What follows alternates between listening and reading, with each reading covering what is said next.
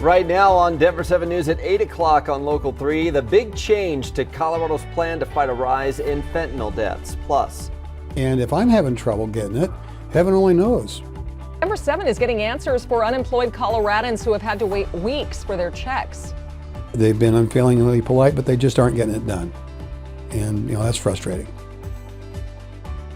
Education Board is about to decide the fate of a troubled school district, so we wanted to know how hard it will be to turn things around. The restorative approach is based on relationships. And not about just hitting the books. It is a big day for the families in the Adams 14 district. Thanks for joining us. I'm Brian Sanders. And I'm Nicole Brady. We can take a live look now from our mile-high camera. And let's see, is the camera shaking? No. Okay, well, the wind, unfortunately, is going to be sticking around for a while, Lisa. Yeah, not shaky yet. Yeah, by midday, we're likely going to see more shaky cameras and a little more snow for the mountains, too. Here's a live look there in Vail Village. And at this point, we're looking at some fairly dry conditions, but there will be at least a couple more inches of snow in the mountains here between today and tomorrow. Our wake-up forecast here in town is a warmer one. Right now we're in the 20s and 30s, but we're going to be in the low 50s here by lunch. Closer to 60 this afternoon. We'll hit a high of about 58 to near 60 in Denver. Fort Collins and Greeley will be in the upper 50s. Warmer again to the southeast, closer to 70 near Pueblo and La Junta. Now, the mountains will pick up a little more snow. It's going to stay dry, though, here across the plains, unfortunately, so fire danger is once again high. We're likely going to see these fire weather warnings in place tomorrow, too. Gusty on Friday. I'll show you how things are going to calm down, though, for the weekend coming up. Finally calming down with some of the nerves of the folks that are out on Eastern Plains on the westbound side of I-70. We've had I-70 closed down at Watkins for some time because of a crash that happened early this morning with a semi. Take a look at I-70 out there.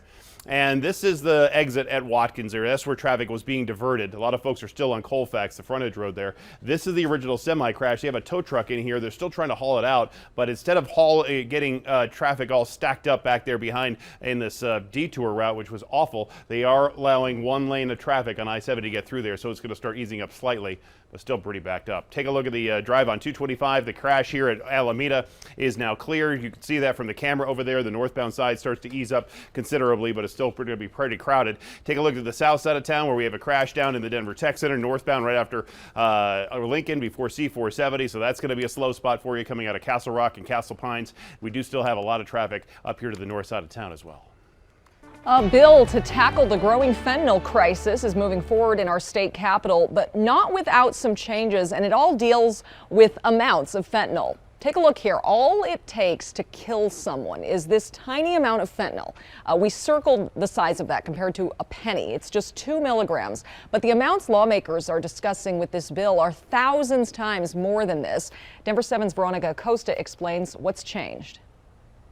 And now that fentanyl bill is changing some more. Colorado lawmakers making it more punishing by approving an amendment that would make the possession of more than 1 gram of fentanyl a felony. Previously, it was 4 grams. The amendment to the bill was approved after a nearly 14-hour-long discussion about it. There was a lot of unsatisfaction from this change, though. Addiction experts, doctors, advocates for racial justice in the legal system, and others, they were very much against the change. Many said they don't want to go back to incarcerating people with drug problems. Meantime, some police officers and district attorneys were very much on the opposite side, arguing that any possession of fentanyl should be a felony.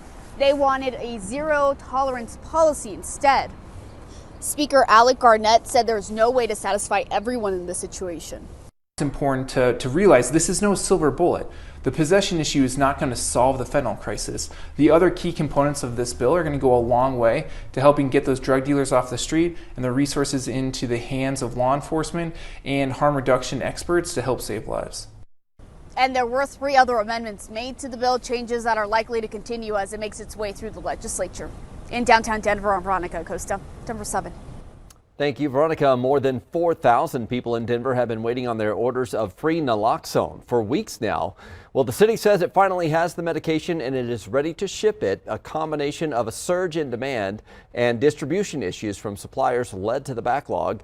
The city health department says it saw around 4,500 orders from February and March alone, compared with just 500 in the 5 months prior. So folks will start receiving their things. We're really excited about that. We are so thrilled that everyone wants to carry Narcan and learn how to check their drugs and make sure that people in their communities are safe. So if you live in Denver and would like to carry naloxone, we have a link to the city's request form through thedenverchannel.com. We do have an update to breaking news we brought you yesterday morning. A Wheat Ridge police officer is recovering from surgery after he was stabbed multiple times. Officer Alan Fisher has been with the department for nearly 20 years. He was responding to the report of a suspicious U-Haul at the Prospect RV park when a man inside the truck stabbed him. Another officer was able to take the suspect into custody and provide medical care until paramedics arrived. The 29-year-old suspect now faces charges of attempted murder and first-degree assault. The State Board of Education will discuss the future of the Adams 14 school district today. The district is presenting a plan for improvement. If the board rejects the plan, the district could be forced to reorganize, or Adams City High School could even be forced to close. Adams 14 has been struggling for more than a decade. It received the state's 2 lowest performance ratings every year since 2010. 2 out of 10 students read at grade level, and only 1 in 10 students is where they should be in math. Also, the district's 4-year graduation rate has stayed well below the state average. Turning around a low-performing school can be difficult work. It takes commitment and creativity. But it can be done. Between 2016 and 2019, Eagleton Elementary in Denver went from poor performance ratings to meeting state standards. Denver 7's Jessica Crawford visited the school to look at how they did it. That's right, and they say that not everything was about academics. They tell me that restorative justice and environment really played a role here. Bienvenidos a las familias de Eagleton. Welcoming students to Denver's Eagleton Elementary for learning and fun. I played with my friends and studied a lot. Gael Galvan is a 3rd grader at the Title I school. As recently as 2016 and 2018, the school was on a priority improvement plan, meaning the Colorado Department of Education found it was falling short of state expectations for students in some areas. Estoy muy emocionada porque el lunes, el 24 de agosto, es el primer día de escuela. Principal Janine Dillabaugh says truly connecting with students online and in person was one way the school was able to move the needle towards progress. When students walk into our building, they are greeted by at least 2 to 3 staff members, and that is before they even walk through the front door of their classroom. The school also making strides to being trauma-informed, bringing in a restorative justice approach coordinator to work with students facing behavioral issues. Restorative approach is based on relationships.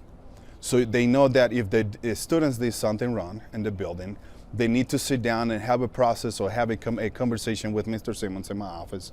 And we're gonna get to the bottom of things, and we're gonna teach and reteach these kids those skills they're missing in the school grounds. The approach to academics changed too. We have worked to really ground teachers in the standards, unpacking standards, knowing what the standards require of their instruction so that they're providing grade level, rigorous work for our students. In 2019, it appears those choices paid off. The school was in the green, meeting expectations on the majority of performance metrics. Students were also really enjoying certain subjects. Writing and science. But students like Gael are more than just numbers and colors on a school rating system. I think one of the most amazing things about Eagleton is that we have a really nice balance of high expectations and love and compassion.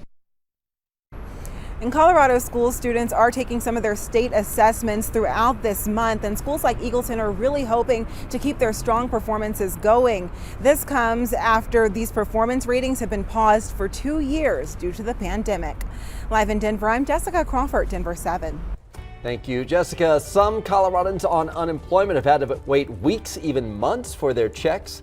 What the state is blaming for the backlog. Also, we'll all soon carry a little piece of Colorado in our wallets. Meet the man who took this photo for our new driver's licenses.